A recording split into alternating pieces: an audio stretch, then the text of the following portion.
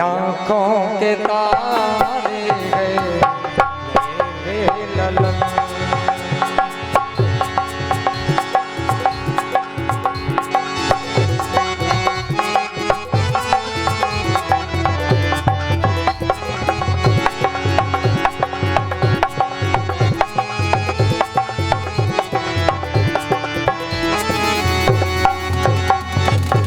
कहने लगे मुनिया गया चौथा पन है हमारा,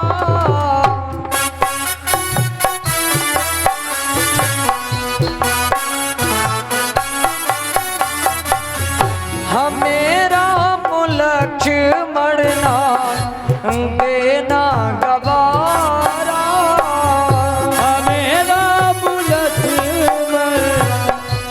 देना गवारा। मुनिया गया चौथा पन है हमारा,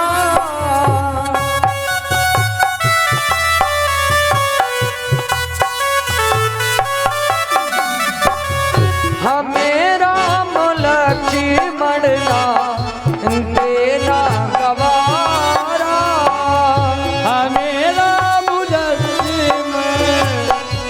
देना गवारा। इन्हें देखा करते हैं, इन्हें देखा करते हैं पागल नयन, ये आँखों के तारे हैं ये ललन।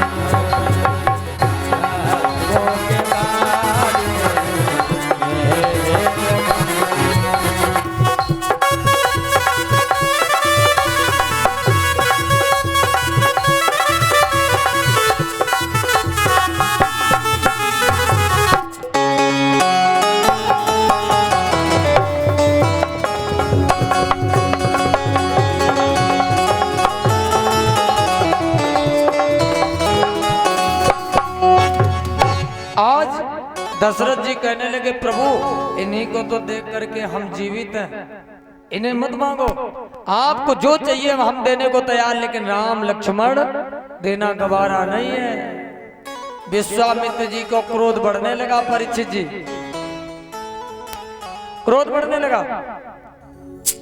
दशरथ जी ने वशिष्ठ जी की तरफ देखा, वशिष्ठ जी ने इशारा कर दिया, कहा दे दो, इनके देने में भलाई है, कोई घाटा नहीं है। अब परिचय जी आप लोग देखना, वशिष्ठ जी ने राम लक्ष्मण को बुलाया और कहा कि विश्वामित्र जी को आज से माता पिता गुरु सभी नहीं को समझना। अब आप देखो कितना बढ़िया संकेत है, माता पिता गुरु। परिचय जी पहले का भी समय था और आजकल, पहले बाबा लोग आए बेटा दिए का माता पिता गुरु ही नहीं को समझना। परीक्षित जी आजकल बड़ी दुर्दशा है।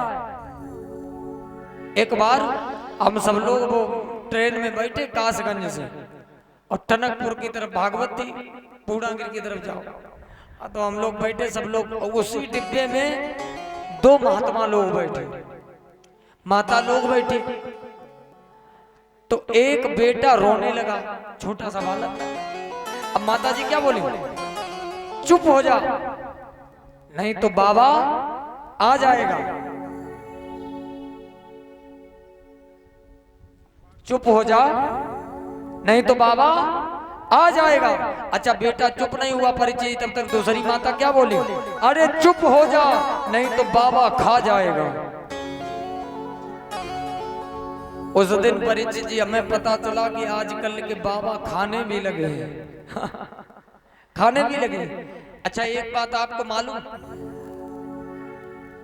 कथा परिचय जी हम शहरों में भी कहते, गांव में भी कहते, लेकिन आप सभी लोग इस बात पर विचार करना, गांव और शहर में परिचय जी अंतर क्या है?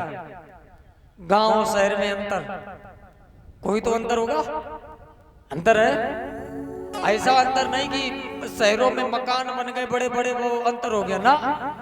शहर और गांव में एक अंतर है कि अगर कोई भिखारी गांव में आ जाए तो हम आप भिखारी को भी बाबा समझते हो। हम आप गांव में भिखारी को भी बाबा समझते हो और शहर में बाबा को भी भिखारी समझते हो। अगर प्रगति को देखना है तो शहरों में जाओ, लेकिन संस्कार देखने हैं तो आज भी गांव में जाओ, गांव में मिलेंगे। लेकिन बड़ा सिस्टम अब खराब हो गया परिचित जी।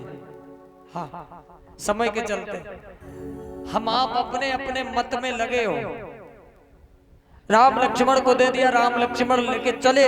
अभी गुरु जी से गुरु नहीं कहा राम जी ने, गुरु हर किसी को नहीं कहना चाहिए। आगे चले, विश्वामित्र कहने लगे राम अपने आश्रम के लिए एक रास्ता चली गई यहाँ, ये लंबी है, इस पर कोई खतरा नहीं। अब दूसरी रास्ता ये छोटी है लेकिन इसमें खतरा है, चलो। का तो छोटी वाली पे चलो, जल्दी पहुंचोगे। आगे बढ़े, जब आगे बढ़े तो एक माता जी आगे आ गई। चले जाति मुनि दीन दिखाई, सुने ताड़िका क्रोध कर धाई। माता जी एक आगे आई, ताड़का। राम जी ने कहा ये कौन है? कहा इसका नाम ताड़का है, उद्धार करो। लखन लाल आगे बढ़े, राम जी ने कही ठहरो, बड़े हम हैं। और जैसे ही आगे बढ़े राम जी ने बाण चलाया। बाबा वर्णन करते हैं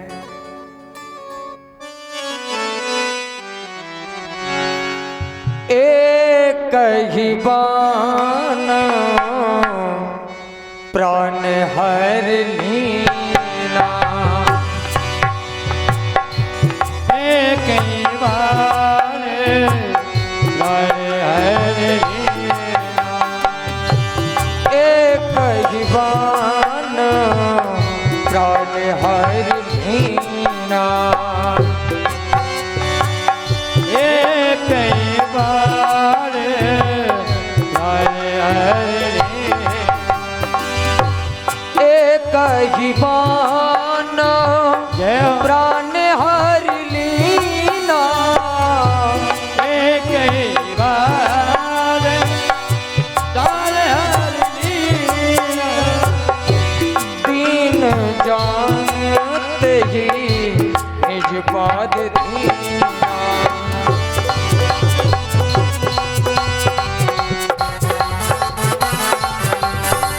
जय सिया राम, जय सिया राम,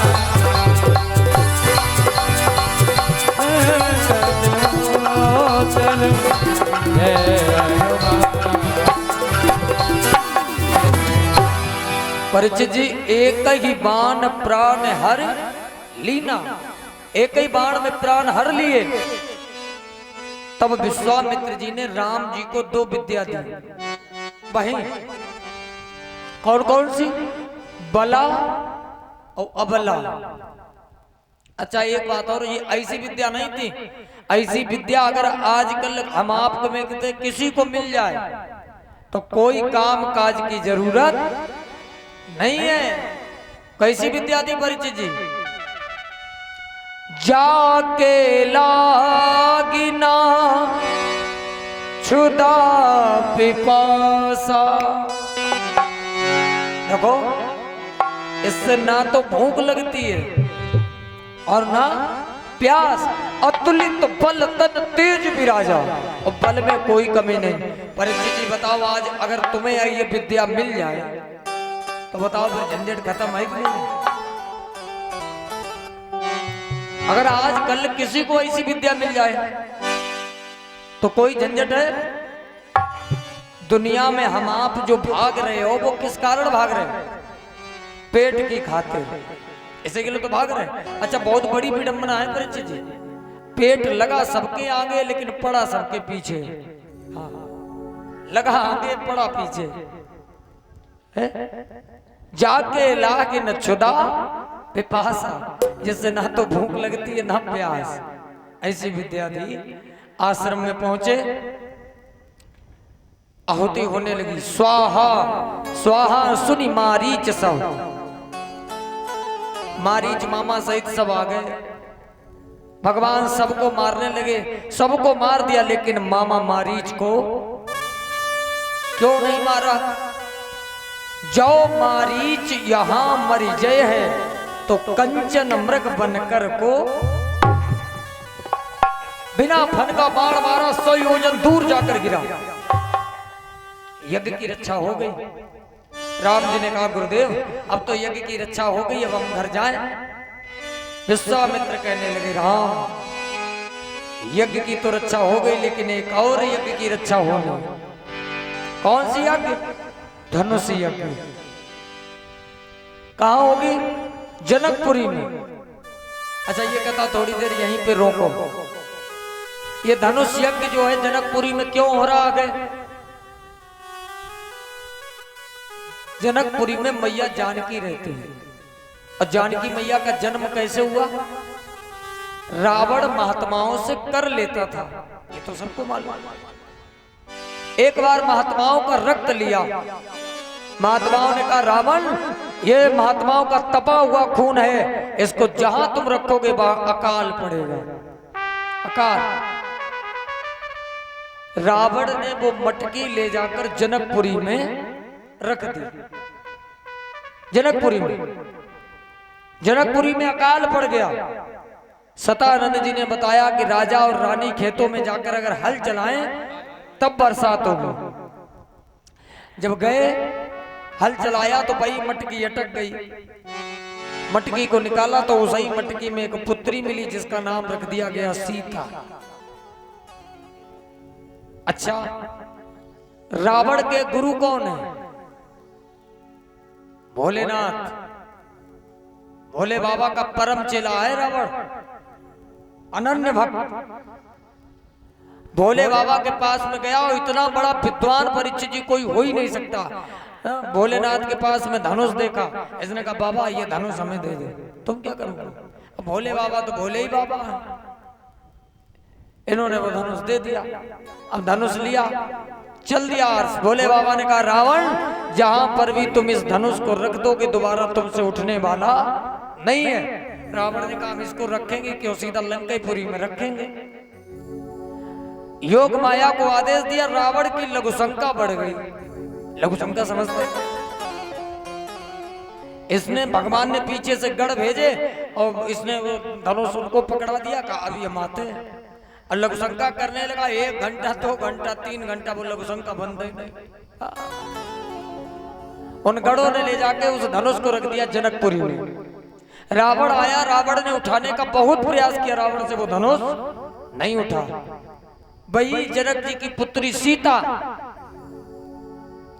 एक दिन घर में झाड़ू पोछा कर रही, एक हाथ से धनुष को उठाया और दूसरे से पोछा किया, रख दिया। जनक जी देख रहे। जनक जी ने प्रतिज्ञा कर दी, जो भी वीर इस धनुष को उठाएगा तोड़ेगा उसी के साथ में मेरी पुत्री का विवाह किया जाएगा। अच्छा परीक्षित जी, किसी के पास में पत्रिका नहीं गई। पत्रिका किसके पास में गई? सिर्फ विश्वामित्र जी के पास। आप देख लो, सतानंद जी ने दिया आकर ये संदेश, सिया स्वयंवर के लिए बुला रहे मिथिलेश। विश्वामित्र ने कहा, विश्वामित्र ने ये कहा कि राम एक और यज्ञ की रक्षा करनी, चल दिए। परीक्षित जी जब धनुष यज्ञ के लिए राम लक्ष्मण और विश्वामित्र जी चले, विश्वामित्र जी आगे, राम लक्ष्मण पीछे। थोड़े आगे बढ़े, एक वन निकल करके दूसरे वन में जब पहुंचे, एक आश्रम दिखा। आश्रम एक दीख मगमाही, खग मृग जीव जंतु तहां नाही। एक आश्रम है जिसमें पत्थर की शिला पड़ी है। परीक्षित जी, पत्थर की शिला, बड़ा भयानक दृश्य है। ऋषि आश्रम सी एक पुण्य स्थली, पर आज लगे उजरी उजरी। खग जीव जंतु पशु पक्षी बिना, पर आज लगे बिखरी बिखरी। राम जी ने कहा गुरुदेव ये पत्थर की शिला कैसी है? विश्वामित्र जी आंखों में आंसू भर आए, कहने लगे राम, जिसके बारे में कोई नहीं पूछता उसके बारे में तुम पूछ रहे हो, जिसके बारे में कोई नहीं पूछता उसके बारे में तुम पूछ रहे। राम जी कहने लगे गुरुदेव क्या करें, आदत से मजबूर है। काहे? जिसके बारे में कोई दुनिया नहीं पूछती, हम उसके बारे में नहीं पूछेंगे तो फिर कौन पूछेगा? ये कौन है? आप देखिए रामचरितमानस की मर्यादा। ये नहीं बताया कि ये गौतम की नारी है, अब इसका इंद्र ने छल किया, हरण हुआ, तब ये दशा हुई। सीधा शॉर्टकट में गौतम नारी श्राप बस, उपल देह धरि धीर, चरण कमल प्रभु चाहत, कृपा करो रघुवीर। ये तुम्हारे चरणों की रज चाहती है। राम जी ने कहा हम जरूर लगाएंगे। क्यों? मेरा ये एक उधारी है। का कौन सी उधारी? एक बार एक भक्त ने मुझे खम्भे से पैदा कर दिया, खम्भ से, प्रहलाद जी ने। और मैं भी कैसा भगवान जो एक भक्त को इस पत्थर की शिला से न प्रकट कर दूं। इतना कहते ही भगवान ने अपने चरणों की रज लगाई। पर सतपद पावन शोक न सावन, जितना दुख था सब खत्म, चरणों की रज मिल गई, हाथ जोड़े खड़े।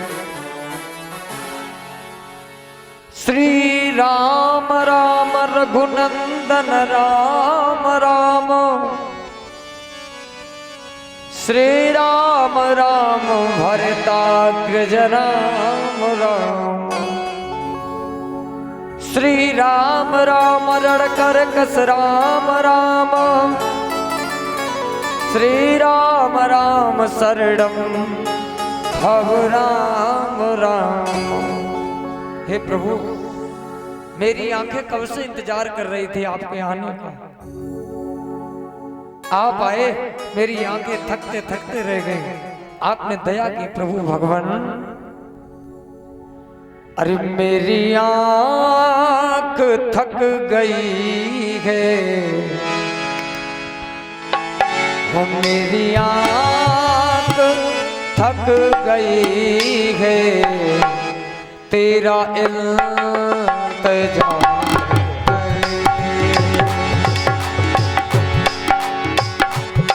मेरी आँख थक गई है, तेरा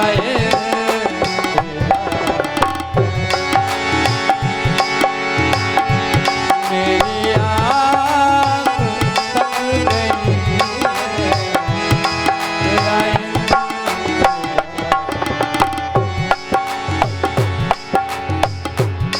मेरी आँख थक गई है, तेरा इंतजार करते।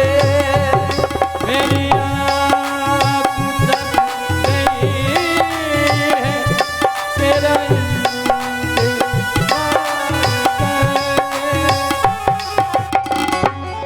तो कहाँ चला गया है, तो कहाँ चला गया है, मुझ बेकरार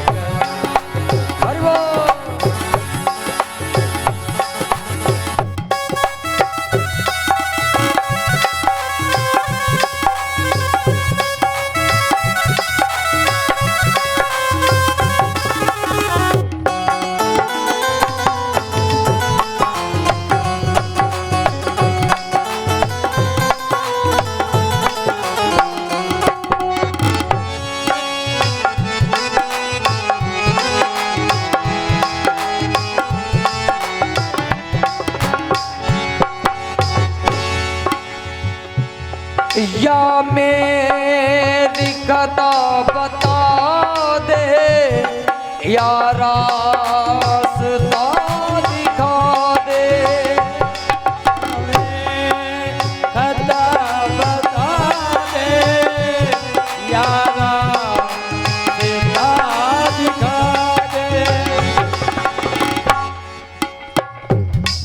या रास्ता दिखा दे, या मेरी कथा बता दे। या रास्ता दिखा दे, मेरी खता तू दोबारा लौट आया, सब दरकिनार करके।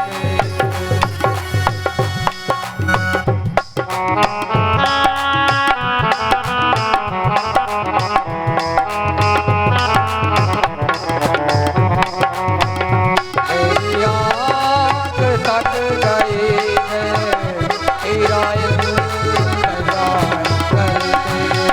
मेरी आँख लग गई है, तेरा इंतजार करके। मेरी आँख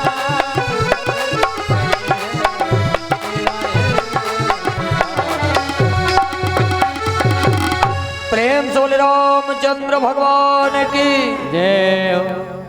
गौतम की नारी उद्धार किया। एक बात और, परिचित जी चाहे जितनी हम आप कथाएं सुने, इन कथाओं की बात अलग है, आप अपने जीवन में नियम बनाना। अगर भगवान के प्रति आपका आसरा है, भरोसा है, विश्वास है, दुनिया वाले चाहे जितना आपसे अलग चले, कभी आप निराश मत होना। जिसके खातिर हम आप खा रहे हो, अगर उस पर भरोसा है तो किसी ना किसी रूप में आकर भगवान जरूर हमारी मदद करेगा। अगर भगवान की कृपा करुणा ना होती तो आप ही विचार करिए, कितनी कितनी आपदाएं आई। कोरोना काल, गांव के गांव साफ हो गए। आपका बाल बांका हुआ नहीं हुआ?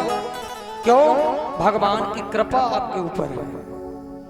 जब तक उनकी कृपा है तब तक दुनियादारी से डरने की जरूरत नहीं है। अच्छा, एक बात और है, भगवान भक्तों के कारण अपने वचन भी बदल देते हैं। प्रबल प्रेम के पाले पड़कर प्रभु को नियम बदलते देखा, अपना मान